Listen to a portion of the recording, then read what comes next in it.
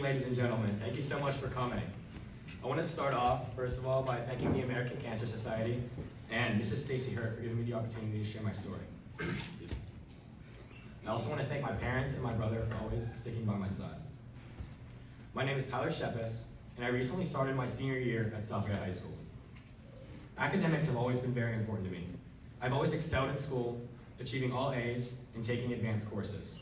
I've been very fortunate throughout my life, spending time with friends and family, playing sports, going on vacations and trips, and much more. I love baseball and have enjoyed playing since I was little. My coaches and teammates are here. What's up, guys?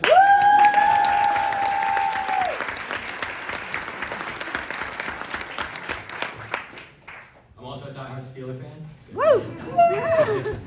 I was, in many ways, very similar to every other 16-year-old, and any of my problems had been shared by millions of others before me. However, shortly into my junior year of high school, everything would change. On April 11th, 2022, I discovered 2 lumps on the left side of my neck. One was about the size of a dime, and the other was a bit smaller. We decided to monitor them for a week before scheduling a doctor's appointment, when my pediatrician informed me and my family that they were swollen lymph nodes, and he sent me to a different facility to have blood work and a chest x-ray. We were told that my chest x-ray looked normal, but had a high white blood cell count, which we assumed was because I was getting over a cold. My doctor decided to send me to the Hematology and Oncology Center at UPMC Children's Hospital, where my oncologist, Dr. Bukowinski, advised us to watch the growth and change of the lymph nodes. I did not have any other symptoms until midsummer, when I began to feel severe itchiness in my feet and legs. I continued to play baseball and lifeguard at a local pool. When the lymph nodes did not change in size, but more began to appear, my doctor decided that a biopsy would be the best course of action. September 1st, 2022. I had a normal day at school and had almost forgotten about the biopsy completely.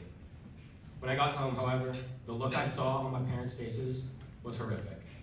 They told me to sit down, and I instantly knew something was terribly wrong. They told me the hospital had called. The air was sucked out of my lungs, my heart felt it was ripped from my chest, and my brain seemed as if it was melting. I was terrified. I knew that the next thing I would be told would change everything. I began hyperventilating. I was sweating profusely, but freezing cold at the same time. My entire body tightened, and I was convulsing uncontrollably.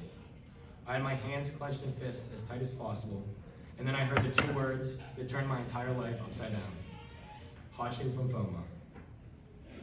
I broke down instantly and felt my life was over. I couldn't believe it was real. I had to be dreaming. There's no possible way this could be happening, not to me. I had so much to look forward to, and I felt as if it was all ruined. I felt the world tumbling down and crashing in on me. I was so worried about these things that I would have to go through, that it didn't hit me for a little while, that this was truly a matter of life and death. There's not much you can do when you're told you have cancer.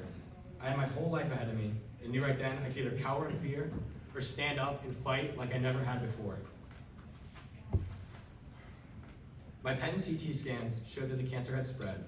I was officially diagnosed with stage 3 Hodgkin's lymphoma. They wanted to begin treatments as soon as possible, so the following week I went into the hospital, had my Mediport placed in my chest, and immediately received my first of many long chemotherapy sessions. Chemotherapy treatments became a part of my life, a challenging journey that tested my physical and emotional limits. I received 12 rounds of intense chemotherapy over the course of 6 months. The road was not easy.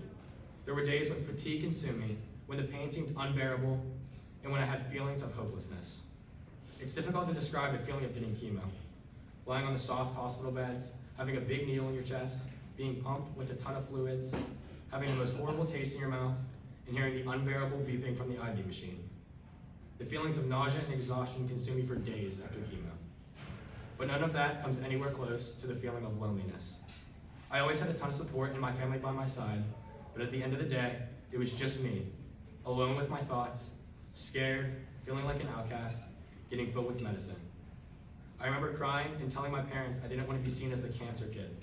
I didn't want people to feel bad for me. I just wanted to be a normal teenager. But I refused to succumb to the darkness.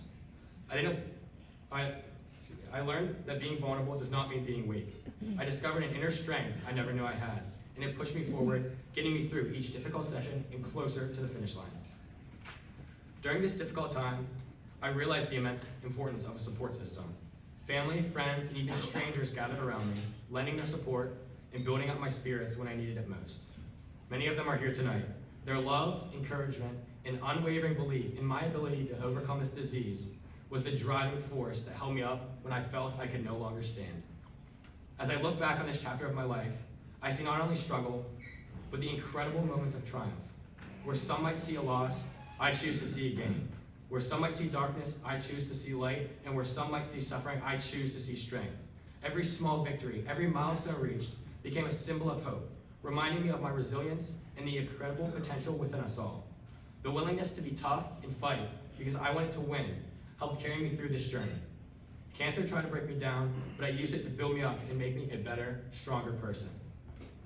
I finished my 12th and final chemotherapy treatment on February 16th, 2023. And after multiple surgeries, many scans, countless blood work, and 12 intense rounds of chemo, I was declared cancer-free on February 27th. Woo!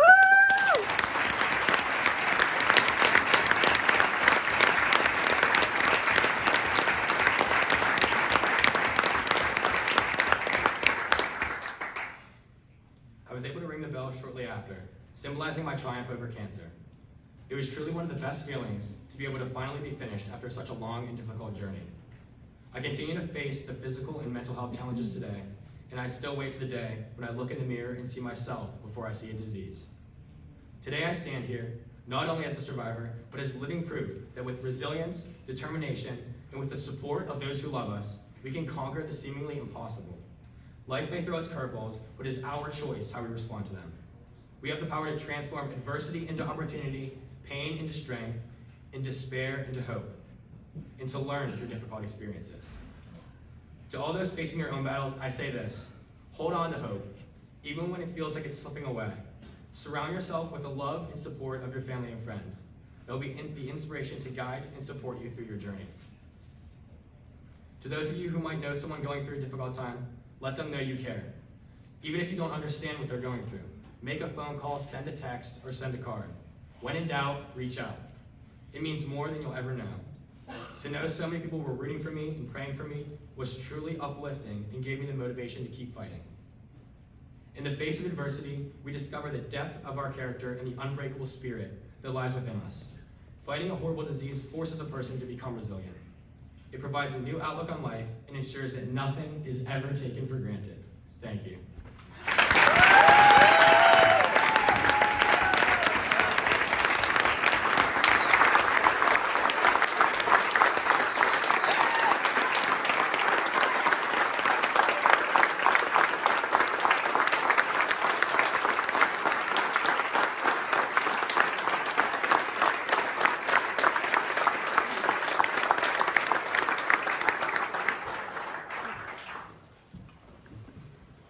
Each of you should have received one of these. If you would, please just consider donating. It will really help many people and a lot of people who are in the same position as me, and it will go a lot farther than you guys. Thank you.